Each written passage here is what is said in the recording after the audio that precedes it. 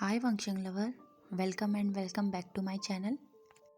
आज मैं आपके साथ आई वॉन्ट योर ब्लड का 5th पार्ट शेयर करने वाली हूँ। तो लास्ट पार्ट में हमने देखा था विंग आयुआन से कहता है तुम्हारे पास कुछ ऐसा है जो मुझे चाहिए, और वो अपने चीक्स को पिंच करते हुए आयुआन के पास ले जाता है और कहता है मुझे आयुआन की स्वीट किस चाहिए। विंग ने इतना कहा ही था, आयुआन ने उसे किस कर लिया था और उसके हाथ से कैंडी ले ली थी। आयुआन विंग से बहुत बातें कर रहा था। विंग का माइंड लॉस्ट था। वो उस लड़की के बारे में ही सोच रहा था जिसकी फ़ोटो उसने वांगजी के फ़ोन में देखी थी। रात को जब वांगजी विंग को चेक करने आया तो विंग ने वांगजी से बात नहीं किया। वांगजी ये बात नोटिस करता है, पर उसे लगता है शायद वो थका हुआ है, इसलिए वो बात नहीं कर रहा, और वो विंग को गुड नाइट विश करके वहाँ से चला जाता है। वांगजी के जाने के बाद विंग को अंदर से बहुत ज़्यादा लोनली फील हो रहा था। उसे ये सोचकर ही बहुत गुस्सा आ रहा था कि वांगजी किसी और का है। अब विंग को अपने आप पर भी गुस्सा आ रहा था, क्योंकि जो फीलिंग विंग के दिल में वांगजी के लिए थी वो आगे जाकर उसे बहुत परेशान करने वाली थी। दूसरे दिन यानली उससे मिलने आई थी। विंग को हॉस्पिटल का खाना बिल्कुल पसंद नहीं आ रहा था। यानली उसके लिए सूप बनाकर लाई थी। जब विंग ने वो सूप पिया, ये उसकी अनलिमिटेड लाइफ का सबसे बेस्ट सूप था। विंग जल्दी जल्दी सूप पी रहा था, तभी यानली उसे प्यार से कहती है, आशियान ये सारा सूप तुम्हारा ही तो है, आराम से पियो, कोई छीनने नहीं वाला तुमसे। विंग एक ऑकवर्ड सी स्माइल के साथ कहता है, सिस्टर मैं क्या करूं, मुझे इतने दिनों के बाद इतना टेस्टी सूप मिला है तो मैं खुद को कंट्रोल नहीं कर पा रहा। ये सुनकर यानली के चेहरे की हंसी गायब हो गई थी। उसने सीरियस टोन में कहा, आशियान क्या कुछ हुआ है? विंग खाते खाते रुक गया। विंग ने कहा, क्यों, आप ऐसा क्यों कह रही हैं? तब यानली ने कहा, तुम मुझे हमेशा सिजी कहते हो। तब विंग को रियलाइज़ हुआ कि उसने फिर से कोई गलती कर ली है। वो अपनी बात को बदलते हुए कहता है, आई एम सॉरी सीजे, पर सूप इतना टेस्टी है ना, मेरा इस बात पर ध्यान ही नहीं गया। विंग पूरा सूप नहीं पीता, वो आधे से ज़्यादा वांगजी के लिए रख देता है। यानली पूछती है, आशियान क्या तुम्हें सूप पसंद नहीं आया? विंग मुस्कुराते हुए कहता है, नहीं सीजे, ऐसी बात नहीं है, दरअसल ये सूप इतना टेस्टी है कि मैं ये किसी और को भी टेस्ट कराना चाहता हूँ। यानली सूप को टेबल में रख देती है और विंग को टीज करते हुए कहती है, कहीं ये वांगजी के लिए तो नहीं? विंग पानी पी रहा था, ये सुन के उसे ठसका लग जाता है। उसके पूरे कपड़े गीले हो गई थी। यानली ड्रॉअर में से नैपकिन निकालती है और उसे दे देती है और कहती है, तो ये सच है। विंग को समझ नहीं आ रहा था कि वो क्या कहे, इसलिए वो चुप रहना ही ठीक समझता है। यानली कहती है, अब मुझे चलना चाहिए, और वो जाते जाते विंग से कहती है, अगर वांगजी मेरा ब्रदर इन लॉ बनेगा तो मुझे कोई प्रॉब्लम नहीं है, और वो स्माइल करते हुए वहाँ से चली जाती है। ये सुनकर विंग फ्रोज हो गया था। उसके चीक्स रेड हो गए थे, वो ब्लश कर रहा था। वांगजी के साथ अपनी लाइफ स्पेंड करना, ये सोचकर ही उसके स्टमक में बटरफ्लाई उड़ रही थी। उसने सूप का बॉल पकड़ा और वांगजी के कैबिन में चला गया। वांगजी ऑपरेशन थिएटर में था। वो 45 साल के ओल्ड मैन का अपेंडिक्स का ऑपरेशन कर रहा था। विंग काफ़ी देर से ऐसे बैठा था और वो काफ़ी बोर हो गया था। उसने वांगजी के डेस्क से एक पेन और पेपर पकड़ा और बनी को ड्रॉ करने लग गया, क्योंकि बनी वांगजी को बहुत पसंद थे। वो ड्रॉ करते हुए यॉर्निंग कर रहा था। उसे पता नहीं चला कि वो कब सो गया। लगभग 1.5 घंटे बाद वांगजी अपने कैबिन में वापस आया था। वो काफ़ी थका हुआ था और उसके शोल्डर भी पेन कर रहे थे, साथ ही उसे हेडेक भी हो रही थी। उसने देखा विंग पीसफुली सो रहा है। वांगजी उसे उठाना चाह रहा था, पर वो सोते हुए इतना एडोरेबल लग रहा था कि वांगजी उसे नहीं जगा पाया। वो अपने चेयर में बैठ के उसे देखने लग गया। अब वांगजी अपना सारा दर्द भूल गया था। वो बस विंग को ही देख रहा था। कुछ देर में विंग को ऐसे ही देखने के बाद उसकी नज़र विंग के लाए हुए सूप में पड़ती है। वो अपने पॉकेट से सैनिटाइज़र निकालकर अपने हाथों को सैनिटाइज करता है और उस सूप को पीने लगता है। हालांकि वो सूप अब ठंडा हो चुका था, पर वो बहुत टेस्टी था। वो अपना सारा सूप फिनिश कर लेता है और विंग की तरफ देखकर थैंक यू बोलता है। विंग अभी भी सोया था और वांग जी कंप्यूटर में अपना काम करने लग गया। काफ़ी देर बाद विंग नींद से जाग गया था और वो अभी भी यॉर्निंग कर रहा था। उसने वांग जी को देखा, वो कंप्यूटर में काम कर रहा था। वांग जी को पता चल गया था कि विंग जाग गया है। विंग ने कहा, तुम कब आए? क्या मैं काफ़ी देर से सो रहा हूँ? वांग जी ने कहा, मैं बस अभी आया था। विंग ने कहा, अरे मैं तो भूल ही गया, मैं तुम्हारे लिए सूप लाया था। जब उसने सूप की तरफ देखा, सूप का बॉल खाली था। वांग जी ने कहा, सूप बहुत टेस्टी था, थैंक यू। विंग खुश हो गया और उसने कहा, तुम्हें पसंद आया? अगली बार मैं सीजी को और भी ज़्यादा बनाकर लाने को कहूँगा। वांग जी जो अपने कंप्यूटर में काम कर रहा था, वो विंग की तरफ देखकर कहता है, मेरे लिए इतना ही काफ़ी है। विंग कहता है, अरे मैं तो खुद की बात कर रहा हूँ। काफ़ी देर सोने के बाद अब विंग को भूख लगने लगी थी और अब हॉस्पिटल का खाना भी नहीं मिलता। विंग वांग जी से कहते हैं कि हम बाहर खाना खाने जा सकते हैं। वांग जी कुछ नोट लिख रहा था, वो अपनी पेन को स्टॉप करते हुए कहता है, बिल्कुल नहीं। ये सुनकर विंग का चेहरा उतर गया और वो वांग जी को गुड नाइट विश कर वहाँ से जाने लगता है। पर वांग जी उसे रुकने को कहता है और वो अपने कबर्ड से एक कोट निकालकर विंग को पहना देता है। बाहर ठंड है, इसे अच्छे से पहन लो।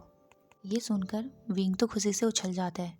काफ़ी रात हो गई थी, पास के सारे रेस्टोरेंट बंद हो गए थे, बस एक नूडल की स्टॉल ही खुली थी। वो लोग नूडल खाने के लिए वहाँ बैठ जाते हैं। वांग जी विंग के लिए चिकन और अपने लिए वेज नूडल्स ऑर्डर करता है। विंग पहली बार नूडल्स ट्राई करने वाला था, इसलिए वो बहुत ज़्यादा एक्साइटेड था।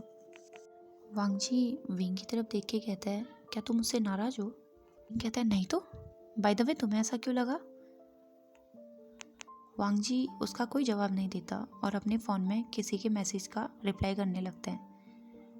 विंग टेढ़ी नज़रों से उसे देख रहा था। विंग एक फेक स्माइल के साथ कहता है, लगता है तुम अपनी गर्लफ्रेंड से कुछ ज़्यादा ही प्यार करते हो। वांग जी उसे एक कंफ्यूज लुक के साथ देख रहा था। अब उनके नूडल्स भी आ जाते हैं। विंग अपने नूडल्स में 3 स्पून चिली सॉस डाल देता है।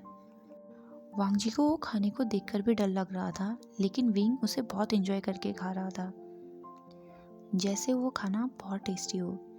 विंग वांग जी को खाते समय इतना क्यूट लग रहा था, वो बस उसे ही घूरे जा रहा था। विंग की नज़र जब वांग जी पर पड़ती है तो वो कहता है, तुम खा क्यों नहीं रहे? क्या तुम्हें भूख नहीं लगी है? विंग के लिप्स में पूरा सॉस लग गया था। तब वांग जी एक टिश्यू उसे देता है और कहता है, तुम कितने मैसी तरीके से खाते हो। विंग को ये सुनकर बुरा लगा था। उसने धीरे से वांग जी से कहा, क्या तुम्हें मेरे साथ खाने में डिस्गस्ट फील हो रहा है? लेकिन वांग जी उससे नहीं में सिर हिलाता है और अपना खाना फिनिश करने लगता है। ये सुनकर विंग को थोड़ा रिलीफ हुआ था। विंग को नूडल्स इतने पसंद आई कि उसने 3 बॉल नूडल्स के खा लिए थे, जिससे उसका पेट बहुत भार आ गया था। जब वो अपनी तीसरी प्लेट फिनिश करने वाला था, वांग जी ने उसकी तरफ देखा और कहा, क्या मैं और ऑर्डर कर दूं? विंग थोड़ा फ्रस्ट्रेटेड लुक बनाते हुए कहता है, हे, क्या मैं तुम्हें कोई पिक लग रहा हूँ जो इतना ज़्यादा खाऊंगा? और वैसे भी मैं थोड़ा सा ही खाता हूँ। ये सुनकर वांग जी का मुंह खुला का खुला ही रह गया था। वो सोच रहा था, मैंने अभी तक अपने बॉल के आधे नूडल्स भी नहीं खाए हैं, विंग ने ऑलरेडी 3 बॉल्स फिनिश कर लिए हैं। ये सोचकर उसके चेहरे पर एक क्यूट सी स्माइल आई थी। खाने के बाद वांग जी कहते हैं, चलो हॉस्पिटल चलते हैं।